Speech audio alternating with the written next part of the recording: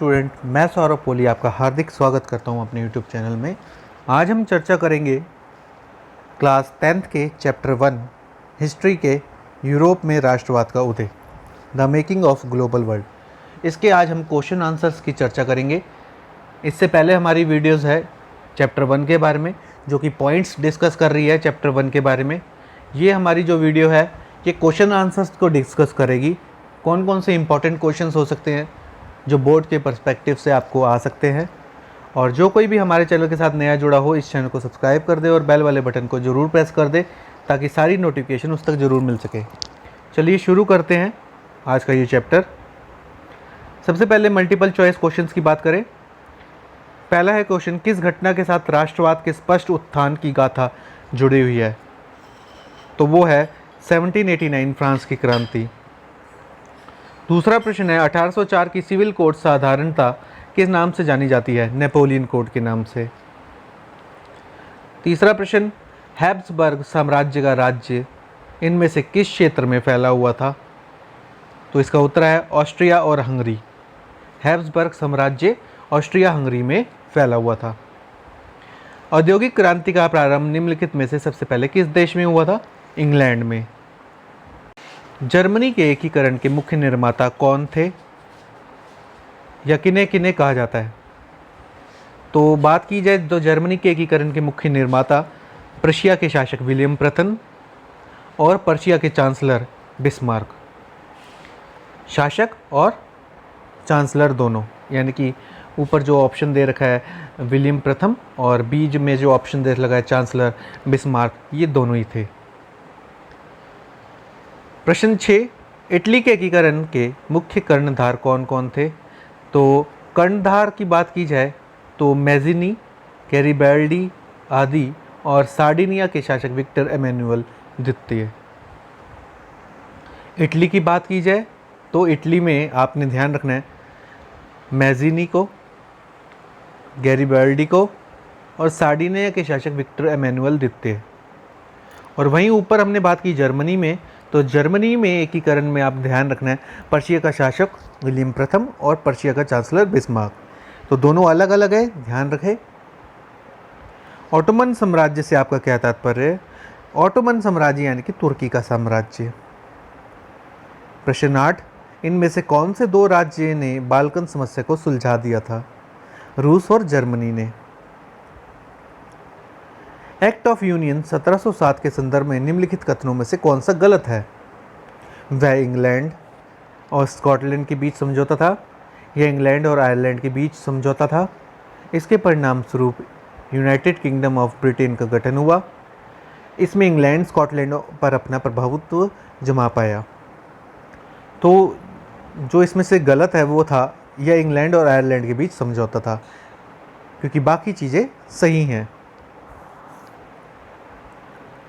बात की जाए प्रश्न 10 की, सन 1834 में बने डॉल्वेराइन के संदर्भ में निम्नलिखित कथनों में से कौन सा गलत है? इसने व्यापार अवरोधों को समाप्त कर दिया था, इसने मुद्राओं की संख्या को घटा दिया था, अधिकांश जर्मन राज्य इसके सदस्य थे, इसने सामंती प्रथा को समाप्त किया। तो इसने सामंती प्रथा को समाप्त कर दिया था। बात की जाए 11वें प्रश्न की, फ्रांस की महिला रूपक के विषय में निम्नलिखित में से क्या सही नहीं है? उसका नाम मरियान था, उसने फ्रांसीसी विद्रोह में भाग लिया, वह राष्ट्रीय एकता का प्रतीक थी, उसकी विशेषताओं को स्वतंत्रता और गणतंत्र से लिया गया। तो इसमें जो सबसे खराब बात है कि उसने फ्रांसीसी विद्रोह में भाग लिया, यानी कि ये बात सही नहीं है, ये तो काल्पनिक थी, इसलिए भाग कैसे लेगी ये। अगला है, इटली के एकीकरण से पहले निम्नलिखित राज्यों में से किस राज्य पर इतालवी राजघराने का शासन था? तो इसका उत्तर है सार्डिनिया और पिडमोंट। इटली के एकीकरण से पहले इस घराने का राज था। निम्नलिखित में से किसने यंग इटली नामक एक गुप्त संगठन बनाया था? जेसिपी मैज़िनी। 1789 की क्रांति में से पहले, यानी कि 1789 की क्रांति से पहले फ्रांस में निम्नलिखित में से किस प्रकार की सरकार कार्य कर रही थी? वहाँ एक राज्यतंत्र था। सन 1815 में वियना सम्मेलन की मेजबानी निम्नलिखित में से किसने की? ड्यूक मेटरनिक ने वहाँ की मेजबानी की। 1832 की कस्तूतुनिया की संधि के संबंध में निम्नलिखित में से क्या है? इसने तुर्की को एक स्वतंत्र राज्य के रूप में मान्यता दी। इसने यूनान को एक स्वतंत्र राष्ट्र के रूप में मान्यता दी। इसने जर्मनी को एक स्वतंत्र राष्ट्र के रूप में मान्यता दी, या इसने फ्रांस को एक स्वतंत्र राष्ट्र के रूप में मान्यता दी। तो इसका सही उत्तर है बी, इसने यूनान को एक स्वतंत्र राष्ट्र के रूप में मान्यता दी। अब बड़े प्रश्नों की बात करें, एटलीस्ट 3 मार्क्स वाले क्वेश्चन। जेसेपी मैज़िनी के विषय में एक संक्षिप्त टिप्पणी लिखे। अथवा में ये प्रश्न आपको मिल सकता है कि यूरोप में क्रांतिकारी विचारों को फैलाने में जेसेपी मैज़िनी के योगदान की व्याख्या कीजिए। तो ये भी बताया गया है कि ये आउटसाइड दिल्ली में 2011 में आया था और संभावित था ये 2013 और 17 में भी आया था।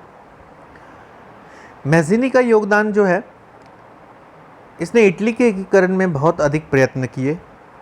इसे इटली का एकीकरण का आत्मबल कहा जाता है, ये ध्यान रखने वाली बात है। इटली के एकीकरण के आत्मबल का कहा जाता है। उसने गैरीबाल्डी की सहायता से इटली में क्रांतिकारी कार्य करने के लिए यंग इटली आंदोलन प्रारंभ किया। उसने इटली के ही नहीं बल्कि समस्त यूरोप के नवयुवकों में स्वतंत्रता प्राप्ति की भावना जागृत की। उसने 1848 में रोम पहुंचकर पोप से उसके पैपल राज्य को स्वतंत्र कराया।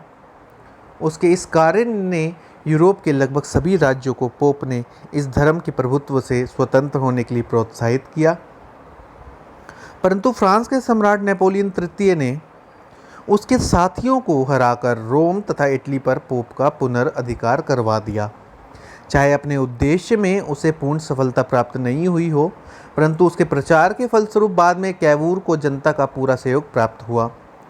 अपने प्रयत्नों से उसने यूरोप के लोगों को प्रोत्साहित किया कि वह अपने देशों की स्वतंत्रता के लिए सब कुछ न्यौछावर कर दे। तो मैज़िनी का ये योगदान था, आप लिखेंगे। अब बात की जाए गैरीबाल्डी का परिचय दो। उसकी इटली के एकीकरण में क्या भूमिका थी?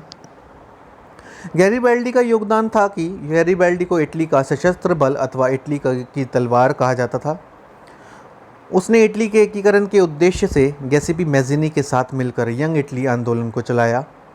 उसने 1835 ईस्वी में सार्डिनिया में नाविकों को विद्रोह के लिए उकसाया, परंतु वह असफल रहा।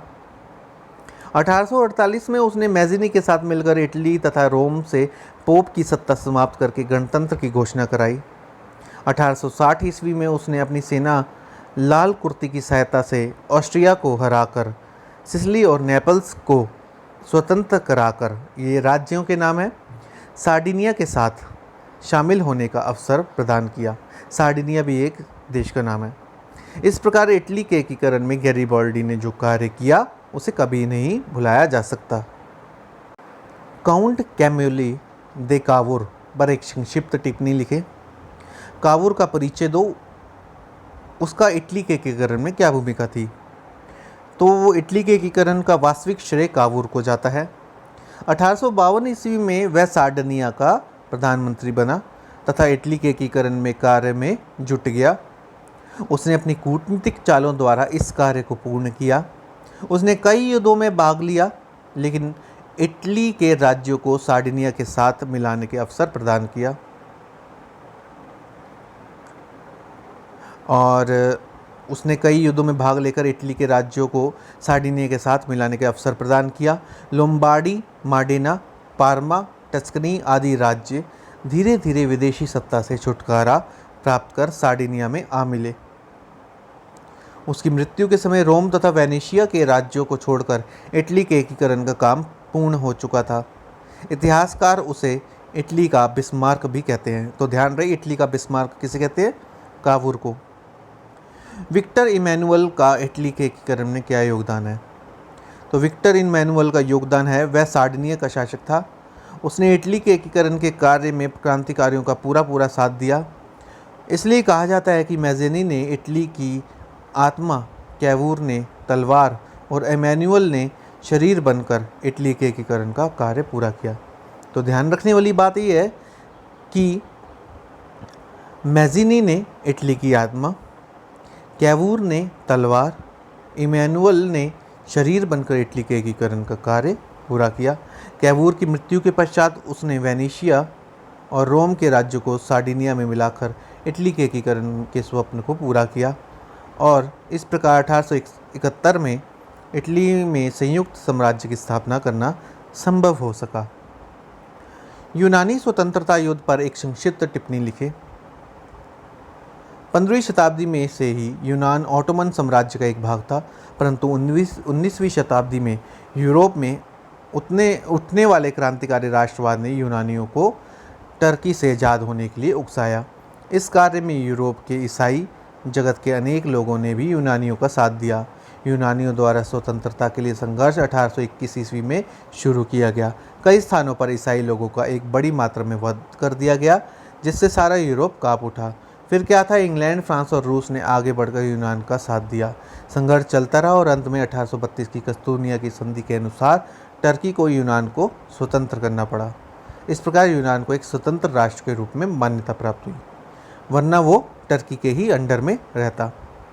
1815 के बाद हुई रूढ़िवाद के किन्हीं 3 विचारों की व्याख्या कीजिए।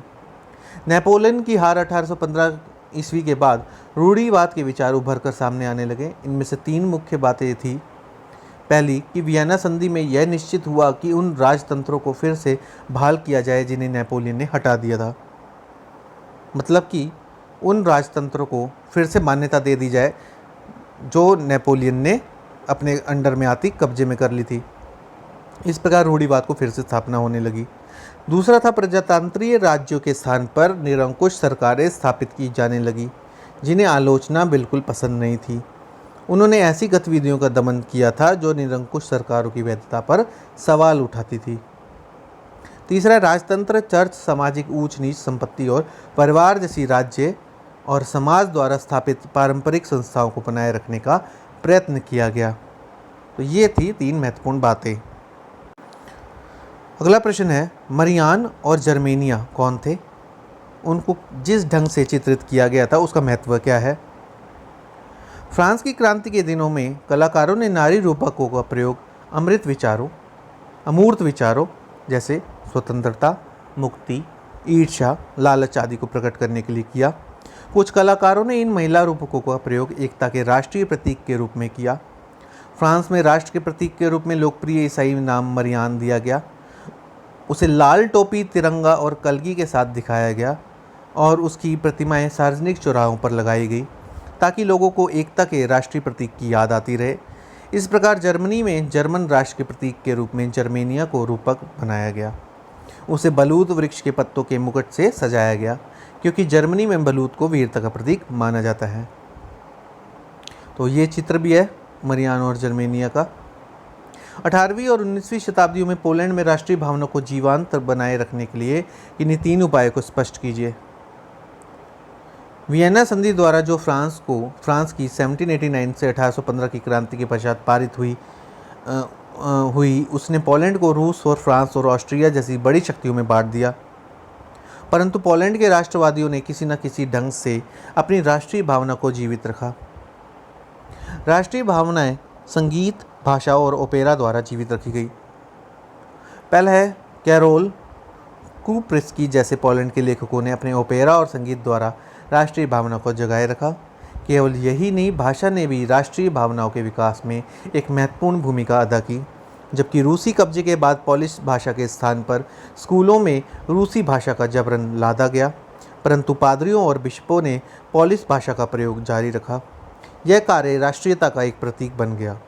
चाहे रूस ने पोलैंड में राष्ट्रीय भावना को दबाने के लिए अनेक प्रयत्न किए, परंतु वहाँ के स्वतंत्रता सेनानियों ने 1830, 1848 और 1863 में विदेशी नियंत्रण के विरुद्ध विद्रोह किया। अगला प्रश्न है, फ्रांसीसी कलाकार फ्रेडरिक सरियू ने अपने 4 चित्रों की श्रृंखला के पहले चित्र में जनतांत्रिक और सामाजिक गणतंत्रों के सपने के संसार का चित्रण किस प्रकार किया है? विवरण दीजिए। इस चित्र में फ्रांसीसी कलाकार फ्रेडरिक सरियू ने बड़े ही आकर्षक ढंग से अपने सपनों का एक संचार रचा जो जनतांत्रिक और सामाजिक गणतंत्रों से मिलकर बना था। अगला प्रश्न है, यूरोप में राष्ट्रवाद के उत्थान के लिए कौन से कारण, परिस्थितियां उत्तरदायी थी? ज़रूर लिखें।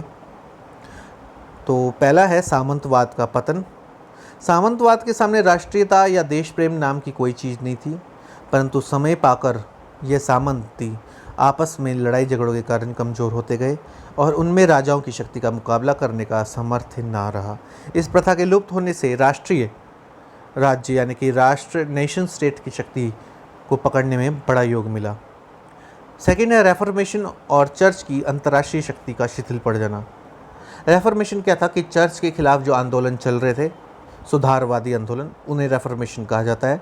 चर्च विभिन्न यूरोपीय देशों को अपने धार्मिक साम्राज्य का एक अंग समझता था, परंतु जब 16वीं शताब्दी में धर्म सुधार आंदोलन प्रारंभ हुआ और चर्च की अंतर्राष्ट्रीय शक्ति का विरोध होने लगा तो राष्ट्रीय भावनाओं ने जोर पकड़ना शुरू किया और देखते ही देखते राष्ट्रीय चर्च और उसके साथ ही साथ राष्ट्रीय राज्यों की स्थापना होने लगी। थर्ड, युद्धों ने भी कई बार राष्ट्रीय भावनाओं के पनपने में योग दिया। इंग्लैंड और फ्रांस के मध्य होने वाले निरंतर युद्धों ने दोनों देशों में राष्ट्रीय भावनाओं के पनपने में बड़ा योगदान दिया। विदेशी शासन, चौथा पॉइंट है विदेशी शासन भी राष्ट्रीय भावनाओं के पनपने में सहायक सिद्ध होता है। विदेशी शासक अनजाने में शक्ति के नशे में स्थानीय लोगों पर अनेक अत्याचार और अन्याय कर बैठते थे। अपना शोषण होते देखकर वहाँ के लोग एक होकर विदेशी शासन का मुकाबला करने में प्रयत्नशील हो जाते हैं।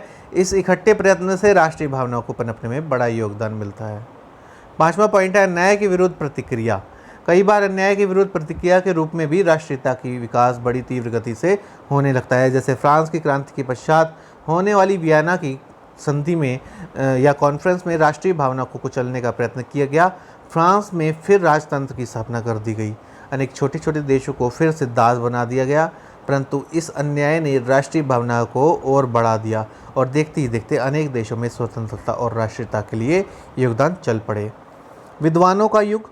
अनेक साहित्यकारों, कवियों, राजनीतिज्ञों और दार्शनिकों ने भी राष्ट्रीय भावना के निर्माण में बड़ा योगदान दिया। Machiavelli, J.S. मिल, गैरिबाल्डी, कावूर, मैज़नी आदि ने राष्ट्रीय भावनाओं के विकास में भी योगदान दिया। उसे कभी भी भुलाया नहीं जा सकता।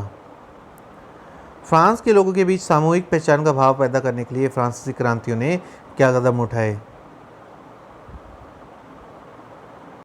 तो फ्रांस के क्रांतिकारियों द्वारा लोगों में एकता और संगठन बनाए रखने के लिए दिशा में उठाए गए कदम इस प्रकार थे कि 1789 में जो क्रांति शुरू हुई, शीघ्र ही लोगों ने राजा और रानी से छुटकारा पाकर सारी की सारी बागडोर अपने हाथ में ले ली।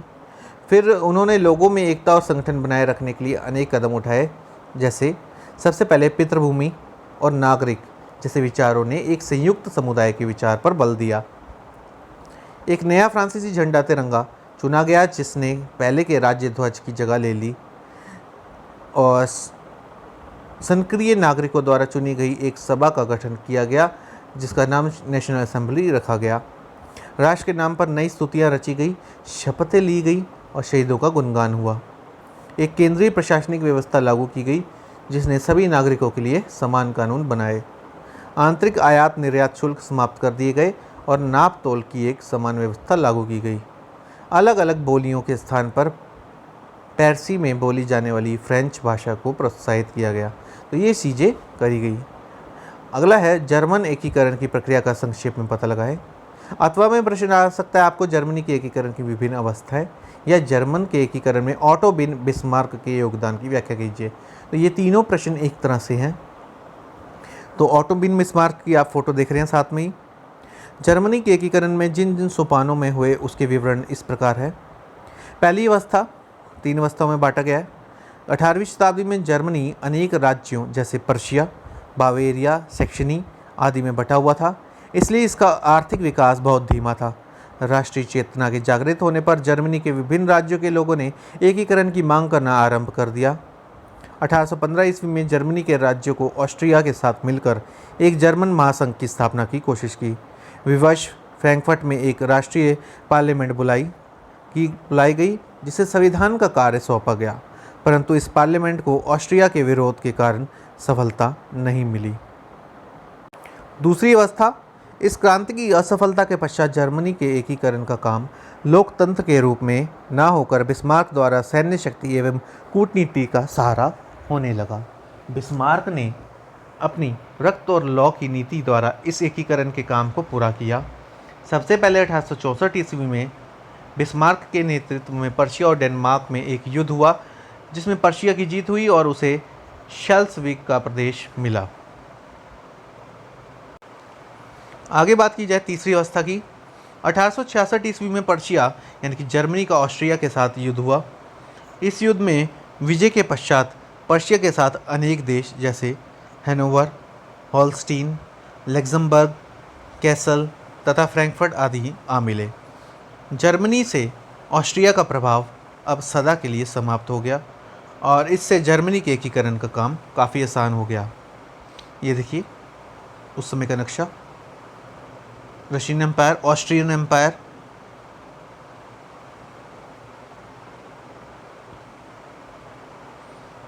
चौथी अवस्था। अंत में 1870 ईस्वी में फ्रांस के साथ जर्मनी का एक भयंकर युद्ध हुआ, जिसमें फ्रांस की करारी हार हुई। उससे आल्सेस और लॉरेन के महत्वपूर्ण प्रदेश छीन लिए गए फ्रांस से। इन राज्यों से प्रभावित होकर बाकी बचे हुए जर्मन प्रदेश भी जैसे बावेरिया, बेटमबर्ग, बैडन और दक्षिणी हैम्बुर्ग जर्मन संघ में शामिल हो गए और पर्शिया के शासक विलियम प्रथम को 1861 में संयुक्त जर्मन का सम्राट घोषित कर दिया गया। इस प्रकार बिस्मार्क के प्रयत्नों से 1871 में जर्मनी का एकीकरण पूरा हो गया। इटली के एकीकरण में जो मुख्य बाधाएं आई उनका उल्लेख करें तो पहली बाधा थी इटली के अनेक छोटे छोटे राज्यों में आपस में बटा होना, क्योंकि इटली जो कभी पुनर्जागरण आंदोलन का नेता था, धीरे धीरे 16वीं शताब्दी में बहुत कमज़ोर हो गया था और छोटे छोटे राज्यों में बट गया था, तो इन्हें एक करना बहुत मुश्किल था। विदेशी शक्तियों का इटली के अनेक भागों पर अधिकार होना, और क्योंकि इसमें इटली की कमजोरी का लाभ उठाकर बहुत सी विदेशी शक्तियाँ विशेषकर ऑस्ट्रिया और फ्रांस ने आगे बढ़कर इटली के अनेक भागों पर अधिकार कर लिया था। वेनेशिया और लोम्बार्डी ऑस्ट्रिया के कब्जे में थे, जबकि कुछ अन्य भाग फ्रांस के अधिकार में थे। वियना की कांग्रेस नेपोलियन ने सारे इटली को जीत कर वहाँ एकता का संचार किया था, परंतु उसके पतन के पश्चात यूरोप में वियना की जो कांग्रेस हुई उसने फिर से इटली के टुकड़े टुकड़े कर दी, जो हार हुई थी मतलब, और वहाँ पर पुराने शासक फिर से गद्दी पर बैठा दिए गए। इस प्रकार इटली का एक बार फिर विभिन्न राज्यों के जमघट सा बन गया, जो इटली के एकीकरण के मार्ग में बड़ी रुकावट था। रोम का पोप भी रोम के आसपास एक लंबा चौड़ा इलाका हथियाए बैठा था। उसने अपने सारे ईसाई जगत का नेता समझता था, क्योंकि वो अपने आप को सारे ईसाई जगत का नेता समझता था और किसी हालात में वह इटली के एकीकरण के लिए अपने हितों को त्यागने के लिए तैयार नहीं था। उसने बाहर से फ्रांस की सेनाएं बुलाकर रोम में तैनात कर रखी थी, ताकि इटली के राष्ट्रवादी उससे रोम छीन ना पाएँ। अनुदारवादी शासक न केवल इटली अनेक राज्यों में बटा हुआ था, वरन इन राज्यों के शासक स्वार्थी, ऐश्वर्यप्रिय और अनुदारवादी थे, जिन्हें राष्ट्रीयता के नाम से नफरत थी। ऐसे स्वार्थी और अनुदारवादी शासक भी इटली के एकीकरण के मार्ग में बड़ी रुकावट थे। तो यही सब चीज़ें थी जो ऊपर हमने पढ़ी। अगला है इटली के किस प्रकार एकीकरण किया गया। तो जैसा कि ऊपर बताया गया है, इटली का अनेक छोटे छोटे राज्यों में बटा होना, अनेक भागों पर विदेशियों का शासन था, वियना की कांग्रेस द्वारा फिर से देश के टुकड़े टुकड़े कर देना, रोम के पोप के निजी स्वार्थ तथा इटली के, परंतु इन रुकावटों पर काबू पाने का कार्य इटली के अनेक देशभक्तों विशेषकर कावूर ने किया। जर्मनी की भांति एकीकरण से पहले इटली भी कई छोटे छोटे राज्यों में बटा हुआ था। इन राज्यों में सबसे शक्तिशाली सार्डिनिया का राज्य था। उसके प्रधानमंत्री कावूर को इटली के एकीकरण का श्रेय जाता है। उसने भी जर्मनी के चांसलर बिस्मार्क की भांति इटली में मिलती जुलती नीति अपनाई। उसे इटली के एकीकरण में मैज़िनी और गैरिबाल्डी जैसे देशभक्तों की सेवाएं प्राप्त हुई। जर्मनी की भांति 1848 ईस्वी में इटली में भी क्रांतिकारी विद्रोह हुए, जिसके फलस्वरूप वहाँ भी राजनीतिक सुधार हुए, परंतु इटली के वास्तविक सफलता कावूर के रंगमंच पर आने के बाद ही प्राप्त हुई।